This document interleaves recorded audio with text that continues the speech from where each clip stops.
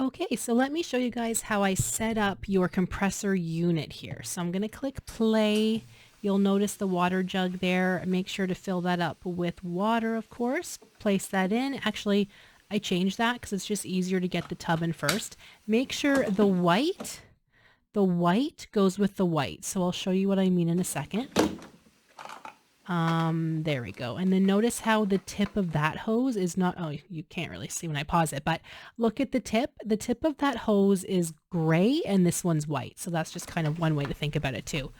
I remember making that mistake when I first put this together back in 2018 because I was trying to put them in the wrong one. So just make sure that they click into place. The saliva ejector one, you do have to make sure to tighten it, okay? So when you put it on this black thing, just turn it a couple extra times clockwise to make sure it's nice and tight. These hoses are fragile, so just to make sure. There you go. So make sure that's tight. See how I'm making sure it's nice and tight there. And you don't have to worry about touching any of these knobs here. They've been pre-set up for you. To turn it on, you would just put your foot on the foot pedal that you can see a little bit here. You could also turn it on using this on and off switch, but I have purposely set it up so all you have to do to turn it on is to use the foot pedal because it gets old fast when you have to keep turning the on and off switch off and on because you're not going to have the compressor on the entire time. It is loud, so you will only turn it on when you're going to spray water or use the piezo to suction or to suction. So it's really, really handy to be able to turn it on just using the foot pedal. So there you go. So I'm tightening in the water jug there. It took me a second to kind of find that, like, you know, handy spot to tighten it. That's the foot pedal, the power cord. I had a plug behind me, so I did, or behind the Aseptico unit, so I just kind of placed it there. You'll see I'm just kind of double checking all the cords. Now these are for the high-speed handpiece and the slow-speed handpiece. You actually don't have to worry about these because you have a cordless polisher.